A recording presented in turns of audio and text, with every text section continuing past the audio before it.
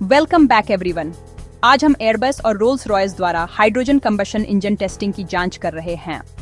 इस टेक्नोलॉजी को पारंपरिक जेट फ्यूल पर निर्भरता कम क्रूने और कम एमिशन वाले ऑपरेशंस की ओर एविएशन को एज इंक्रीजने के लिए एक अल्टरनेटिव तरीके के रूप में स्टडी किया जा रहा है।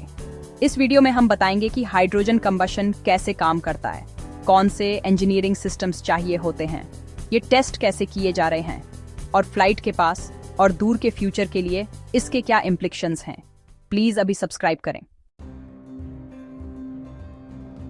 एयरबस अपने जीरो प्रोग्राम के जरिए हाइड्रोजन एविएशन रिसर्च को आगे बढ़ा रहा है, जिसकी घोषणा 2020 में की गई थी। कंपनी ने हाइड्रोजन प्रोपल्शन के साथ ऑन पैरेट करने के लिए डिजाइन किए गए कई एयरक्राफ्ट कॉन्सेप्ट्स पेश किए। एयरबस ने हाइड्रोजन फ्यूल सेल्स और मॉडिफाइड गैस टरबाइन में डायरेक्ट हाइड्रोजन कंबशन दोनों पर फोकस किया है। रोल्स रॉयस एक लंबे समय से स्थापित इंजन मैन्युफैक्चरर के तौर पर एयरबस और अन्य फर्मों के साथ मिलकर यह इन्वेस्टिगेटेडने के लिए काम कर रहा है कि क्या मौजूदा जेट इंजन की ओर को हाइड्रोजन जलाने के लिए अडॉप्ट किया जा सकता है। रोल्स रॉयस ने ग्राउंड बेस्ड AE2100 इंजन पर टेस्ट रन किए हैं और बाद में अपने यूके फैसिलिटीज में पर्ल 15 बिजनेस जेट इंजन पर BHI। ये शुरुआती डेमोन्स्ट्रेशंस गैसीय या लिक्विड हाइड्रोजन का उपयोग करते समय fuel flow behaviour, combustion stability और एमिशन आउटपुट पर जरूरी डेटा प्रोवाइड करते हैं। ये समझने के लिए कि हाइड्रोजन कंबशन केरोसिन कंबशन से कैसे अलग है, जेट इंजनों के मूल सिद्धांतों को देखना उपयोगी है। एक पारंपरिक गैस टरबाइन हवा खींचता है, उसे कंप्रेस करता है, उसे ईंधन के साथ मिलाता है और मिश्रण को प्रज्वलित करता है। गर्म गैसों का तेजी से विस्तार टरबाइन चरणों को चलाता है और थ्रस्ट उत्पन्न करता है। केरोसिन के साथ दहन तापमान और लौ की विशेषताएं अच्छी तरह से ज्ञात हैं। जब हाइड्रोजन का उपयोग किया जाता है तो लौ का तापमान अधिक होता है और दहन की गति तेज होती है। इसके लिए फिर से डिजाइन किए गए इंजेक्टरों और वायु प्रवाह के सावधानीपूर्वक नियंत्रण की आवश्यकता होती है। लॉगबरो यूनिवर्सिटी और जर्मन एरोस्पेस सेंटर या DLR के साथ काम कर रहे रोल्स रॉयस के इंजीनियर अस्थिर लौ दोलनों को रोकने के लिए नई कैम्बस्टर ज्यामिति विकसित कर रहे हैं, जो घटकों को नुकसान पहुंचा सकते हैं। एविएशन के लिए हाइड्रोजन को स्टोर करना एक बहुत बड़ा चैलेंज है। लिक्विड हाइड्रोजन को -253 डिग्री सेल्सियस के करीब क्रायोजेनिक टेम्परेचर पर स्टोर करना पड़ता है। एयरबस ने हैम्बर्ग में अपनी साइट पर एक cryogenic hydrogen tank test facility बनाई है। कंपनी अरियानी ग्रुप के साथ काम कर रही है, जिसके पास रॉकेट के लिए क्रायोजेनिक फ्यूल्स को हैंडल करने का एक्सपीरियंस है। एयरक्राफ्ट के लिए टैंक्स को हल्का, बहुत अच्छी तरह से इंसुलेटेड और बार बार होने वाली थर्मल साइकिलिंग को झेलने लायक होना चाहिए। एयरबस ने इंसुलेशन परफॉर्मेंस और सेफ्टी मेजर्स को इवेल्युएट करने के लिए स्केल्ड हाइड्रोजन टैंक्स की ग्राउंड टेस्टिंग शुरू कर दी है। जेट फ्यूल की तुलना में हाइड्रोजन टैंक्स को ज्यादा वॉल्यूम चाहिए होता है, जिसका मतलब है कि पैसेंजर कैपेसिटी को कम किए बिना टैंक्स को अकोमोडेट करने के लिए एयरक्राफ्ट को रीडिजाइन किए गए फ्यूजलेज या मॉडिफाइड कीबिन लेआउट की जरूरत will be. Fuel delivery systems को भी फिर से इंजीनियर किया जा रहा है। एक केरोसिन सिस्टम लिक्विड फ्यूल को एम्बिएंट टेम्परेचर पर कंबशन चैम्बर में पंप करता है। एक हाइड्रोजन सिस्टम को फ्यूल को क्रायोजेनिक टेम्परेचर पर रखना होता है जब तक वह इंजेक्शन के करीब न हो, और फिर कंट्रोल्ड वार्मिंग और प्रेशर रेगुलेशन की परमिशन देता है। एयरबस ने सैफरन के साथ पार्टनरशिप की है ताकि क्रायोजेनिक पंप्स और वाल्व्स को डिजाइन किया जा सके जो स्टेबल फ्लो बनाए रखते हैं। रोल्स रॉयस ने 2023 में पब्लिश किए गए टेक्निकल नोट्स में बताया कि स्पेशल सील्स और मटेरियल्स की जरूरत है, क्योंकि हाइड्रोजन कुछ मेटल्स में एम्ब्रिटलमेंट पैदा कर सकता है। और MIT के रिसर्चर्स ने साइंस एडवांसेस में एरोस्पेस में इस्तेमाल होने वाले अलॉयज के साथ हाइड्रोजन कंपैटिबिलिटी पर पब्लिश किया, ये नोट करते हुए कि निकल बेस्ड सुपरअलॉयज स्टील्स से बेहतर एम्ब्रिटलमेंट को रेजिस्ट कर सकते हैं। सेफ्टी कंसिडरेशंस इन टेस्ट्स के लिए बहुत जरूरी हैं। हाइड्रोजन बहुत तेजी से आग पकड़ता है, इसलिए प्रिसीजन इंजीनियरिंग से लीक्स को रोकना बहुत जरूरी है। एयरबस ने अपने डेमोन्स्ट्रेटर प्लेटफॉर्म्स में हर जगह हाइड्रोजन सेंसर्स लगाए हैं। रोल्स रॉयस ने फ्लेम अरेस्टर डिवाइसेस को टेस्ट किया है ताकि सप्लाई लाइंस में बैकफ्लो इग्निशन ना हो। The European union aviation safety agency, जिसे ईजा भी कहते हैं, ने हाइड्रोजन से चलने वाले एयरक्राफ्ट्स के लिए सर्टिफिकेशन पाथवेज बताना शुरू कर दिया है। और यूरोपियन कमीशन की 2024 की टेस्ट रिपोर्ट्स ने ये कंफर्म किया कि पैसेंजर एविएशन में सेफ्टी के लिए हाइड्रोजन लीकेज रेट्स को करंट इंडस्ट्रियल स्टैंडर्ड्स से बहुत कम करना होगा। केस स्टडीज प्रगति के ठोस उदाहरण देती हैं। रोल्स रॉयस ने 22 में ईज़ीजेट के साथ मिलकर बॉस्कॉम्ब डाउन में AE2100 ए रीजनल एयरक्राफ्ट इंजन पर हाइड्रोजन कंबशन का परीक्षण किया, जो यूके रक्षा मंत्रालय की एक साइट है। इस परीक्षण में ऑकनी में यूरोपियन मरीन एनर्जी सेंटर द्वारा सप्लाई की गई गैसीय हाइड्रोजन का उपयोग किया गया, जो रिन्यूएबल बिजली से हाइड्रोजन का उत्पादन करती है। बाद में रोल्स रॉयस ने ईज़ीजेट के साथ साझेदारी में लिक्विड हाइड्रोजन का उपयोग करके पाल 15 इंजन का परीक्षण किया। एयरबस इसके साथ ही बड़े क्रायोजेनिक हाइड्रोजन टैंक ले जाने के लिए एक A380 टेस्ट एयरक्राफ्ट को मॉडिफाई कर रहा HAE और इस दशक के दूसरे हाफ के लिए फ्लाइट टेस्ट की योजना बनाई गई HAE। हाइड्रोजन फ्यूल सेल्स से कंपेयर करूं पर हाइड्रोजन कंबशन की कुछ अलग खासियतें हैं। फ्यूल सेल्स इलेक्ट्रोकेमिकल रिएक्शन से बिजली बनाते हैं और फिर प्रोपल्शन के लिए इलेक्ट्रिक मोटर्स का इस्तेमाल करते हैं। एयरबस ने एलिंक्लिंगर और प्लग पावर द्वारा दिए गए फ्यूल सेल स्टैक का टेस्ट किया है। ये सिस्टम एफिशिएंट हैं, लेकिन पावर टू वेट लिमिटेशंस के कारण ये छोटे एयरक्राफ्ट के लिए ज्यादा सही हैं। हाइड्रोजन कंबशन इसके उलट बड़े इंजनों और लंबी दूरी के एयरक्राफ्ट तक स्केल कर सकता है। रोल्स रॉयस ने इस बात पर जोर दिया है कि टरबाइन टेक्नोलॉजी को अडेप्ट करून से मौजूदा नॉलेज का फायदा मिलता है, जिससे बड़े कमर्शियल एयरक्राफ्ट को फ्यूल सेल प्रोपल्शन की तुलना में तेजी से बदला जा सकता HAE।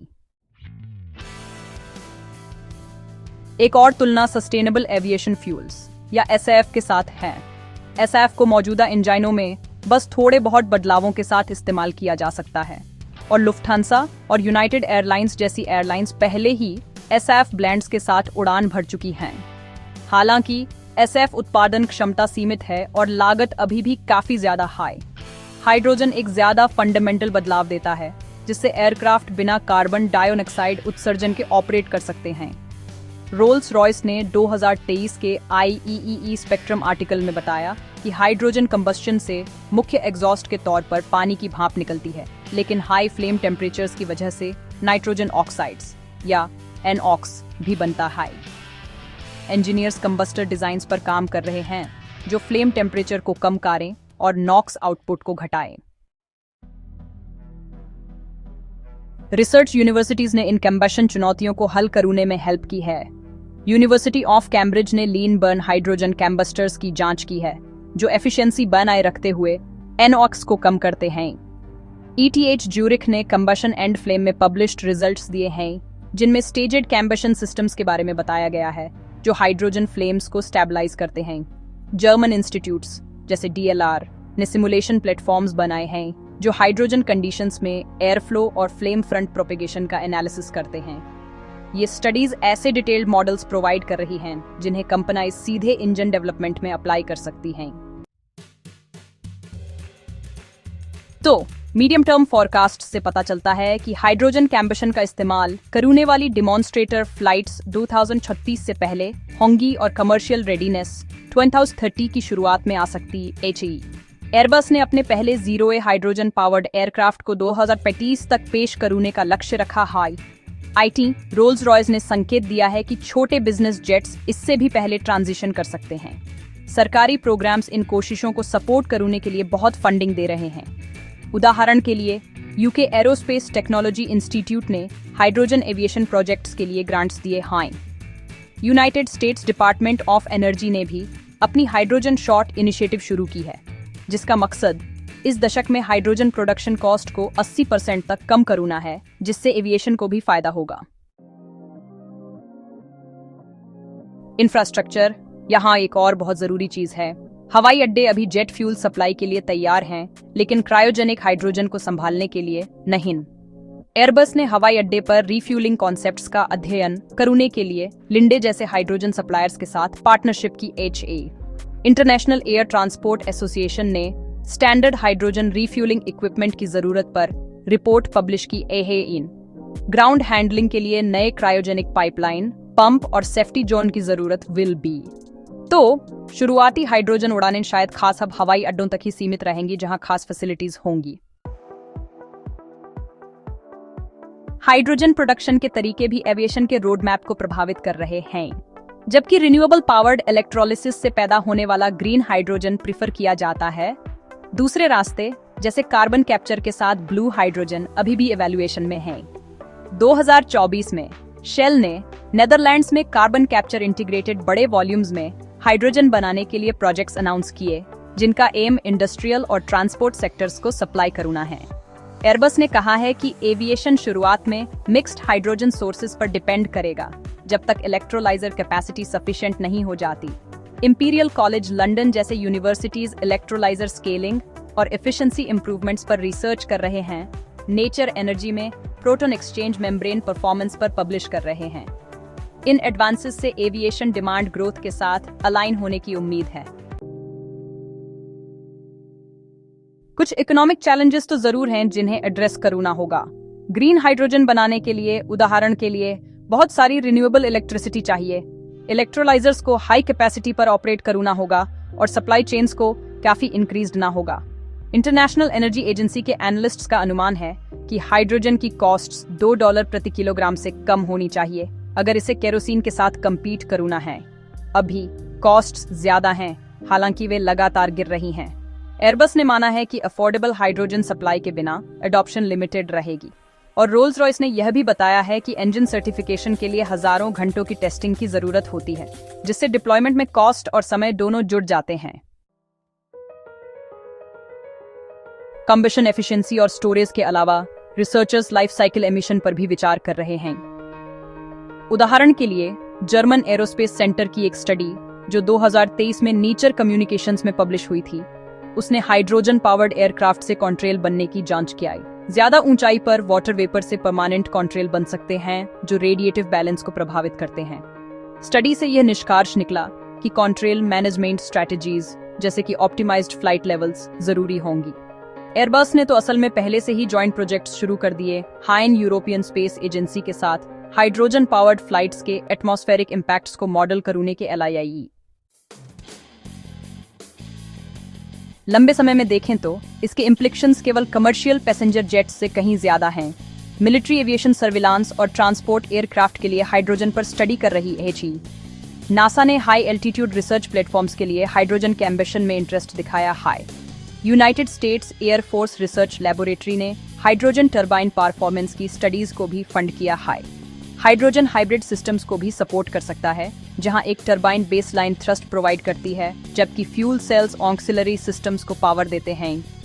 रोल्स रॉयस ने हाइब्रिड आर्किटेक्चर्स पर रिसर्च की है जो हाइड्रोजन कंबशन को इलेक्ट्रिक ड्राइव्स के साथ कंबाइन करते हैं। ये सब एफिशिएंसी को ऑप्टिमाइज करने के लिए चाहिए। हाइड्रोजन फ्लाइट के पुराने अटेम्प्ट से हमें कुछ वैल्यूएबल लेसन्स मिलते हैं। 1980s में सोवियत यूनियन ने एक टुपोलेव Tu-155 को मॉडिफाई किया था ताकि वह अपने एक इंजन में लिक्विड हाइड्रोजन के साथ ऑपरेट कर सके। इस प्रोग्राम ने टेक्निकल फीजिबिलिटी तो दिखाई, लेकिन इसे आगे नहीं इंक्रीज किया गया, खासकर इसलिए क्योंकि उस समय इंफ्रास्ट्रक्चर की कमी थी और फ्यूल कॉस्ट के फायदे भी नहीं थे। आज की बात करें तो एयरबस और रोल्स रॉयस के पास ज्यादा एडवांस्ड मटेरियल्स, बेहतर क्रायोजेनिक स्टोरेज टेक्निक्स और सबसे जरूरी बहुत ज्यादा गवर्नमेंट सपोर्ट है। तो इन पुराने एफर्ट्स की तुलना आज जो हो रहा है उससे करें तो ये साफ है कि मॉडर्न हाइड्रोजन प्रोजेक्ट्स के ऑपरेशनल स्टेटस हासिल करने के चांसेस बहुत ज्यादा हैं। अभी जो एक बड़ा टेक्निकल सवाल है जिस पर रिसर्च हो रही है वो ये है कि हाइड्रोजन से टरबाइन की ड्यूरेबिलिटी पर क्या असर पड़ता है। ज्यादा कंबशन टेम्परेचर से टरबाइन ब्लेड्स की लाइफ कम हो सकती है। इससे निपटने के लिए Rolls Royce ceramic matrix composites या CMC का टेस्ट कर रहा है, जो ज्यादा टेम्परेचर सह सकते हैं। IT Max Planck Institute for iron research के रिसर्चर्स हाइड्रोजन मेटल इंटरेक्शन का अध्ययन कर रहे हैं और उन्होंने एक्टा मैटीरिया में हाइड्रोजन डिफ्यूजन से होने वाले माइक्रोस्ट्रक्चरल बदलावों के बारे में रिजल्ट्स पब्लिश किए हैं। ये सभी निष्कर्ष अब हाइड्रोजन इंजनों के लिए मटेरियल सिलेक्शन को गाइड कर रहे हैं। हाइड्रोजन कंबशन टेस्टिंग का एक और इम्पॉर्टेंट पहलू डिजिटल सिमुलेशन टूल्स के साथ इसका इंटीग्रेशन है। रोल्स रॉयस, फॉर एग्जाम्पल ने कॉम्प्लेक्स कंबस्टर शेप्स में हाइड्रोजन फ्लेम्स कैसे बिहेव करती हैं, ये प्रिडिक्ट करने के लिए high Fidelity computational fluid dynamics models का इस्तेमाल बढ़ा दिया HI।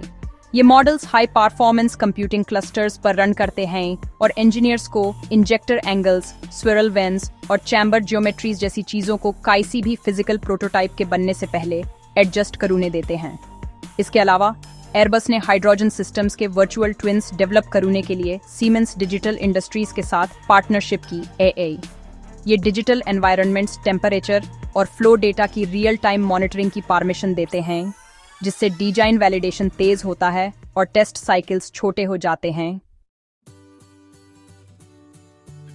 जैसे जैसे टेस्टिंग आगे बढ़ती है वैसे वैसे इंडस्ट्री और एकेडेमिया में रिजल्ट्स शेयर किए जा रहे हैं। 2023 में यूरोपियन यूनियन द्वारा funded Clean Aviation Joint Undertaking ने एयरबस, रोल्स रॉयस, सैफ्रन और एकेडमिक पार्टनर्स को इन्वॉल्व करते हुए कई hydrogen engine demonstrator programmes launch किए। इन प्रोग्राम्स का डेटा AIAA और ASME इवेंट्स जैसी टेक्निकल जर्नल्स और कॉन्फ्रेंस में पब्लिश किया जाता है। टेस्ट रिजल्ट्स शेयर करने से डुप्लीकेशन ऑफ एफर्ट को रोककर और कॉमन स्टैंडर्ड्स एस्टैब्लिश करके डेवलपमेंट तेज होता है। सर्टिफिकेशन का सवाल अभी भी अनसुलझा है। एविएशन के नियम केरोसिन फ्यूल के हिसाब से बने हैं। हाइड्रोजन प्रोपल्शन के लिए नए सेफ्टी कीस, नए आग बुझाने के स्टैंडर्ड और बदले हुए मेंटेनेंस के तरीके चाहिए होंगे। एयरबस ने European union aviation safety agency के साथ मिलकर हाइड्रोजन सर्टिफिकेशन के नियम बनाने शुरू कर दिए हैं। रोल्स रॉयस ने प्रेस स्टेटमेंट में कहा है कि रेगुलेटरी बदलाव इंजीनियरिंग प्रोग्रेस जितना ही जरूरी है, क्योंकि सर्टिफिकेशन के बिना कोई कमर्शियल डेवलपमेंट नहीं हो सकता। 2026 तक इंडस्ट्री के ऑब्जर्वर उम्मीद करते हैं कि हाइड्रोजन अडेप्टेड इंजनों के फुल स्केल ग्राउंड टेस्ट लगातार पावर पर लंबे समय तक चलते हुए विल सी। ये endurance test fuel flow systems, combustor stability और थर्मल मैनेजमेंट को वैलिडेट विल डू। एयरबस ने सजेस्ट किया है कि इन ग्राउंड टेस्ट्स के बाद एक A380 demonstrator flight will be. Rolls Royce ने यह भी अनाउंस किया है कि वह कमर्शियल अडेप्टेशन के लिए पाथफाइंडर के तौर पर पाल इंजन फैमिली पर टेस्टिंग जारी विल कीप। ये स्टेप्स सर्टिफिकेशन और इन्वेस्टमेंट डिसीजंस को सपोर्ट करने के लिए डेटा प्रोवाइड विल डू। तो बात यह है कि एयरबस और रोल्स रॉयस ने जो हाइड्रोजन कंबस्टन इंजन की टेस्टिंग की है वो एविएशन प्रोपल्शन के फ्यूचर के लिए एक बहुत ही इंपॉर्टेंट स्टेप है। ये एविएशन प्रोपल्शन के फ्यूचर के लिए एक बहुत ही इंपॉर्टेंट स्टेप है। Cryogenic storage, combustion stability, safety और इंफ्रास्ट्रक्चर की इंजीनियरिंग चैलेंजेस बहुत बड़ी हैं, लेकिन यूनिवर्सिटीज, लैब्स और गवर्नमेंट प्रोग्राम्स के साथ पार्टनरशिप्स के जरिए काम लगातार आगे बढ़ रहा है। फ्यूल सेल्स और सस्टेनेबल एविएशन फ्यूल्स से कंपेयर करें तो हाइड्रोजन कंबस्टन बड़े एयरक्राफ्ट्स के लिए एक यूनिक पाथवे देता है। नियर टर्म में डिमॉन्स्ट्रेशंस, मीडियम टर्म में इंफ्रास्ट्रक्चर बनाना और लॉन्ग टर्म में कमर्शियल डिप्लॉयमेंट, ये सब लगातार टेक्निकल वैलिडेशन पर डिपेंड करता है। देखने के लिए बहुत बहुत धन्यवाद। प्लीज लाइक और सब्सक्राइब जरूर करें।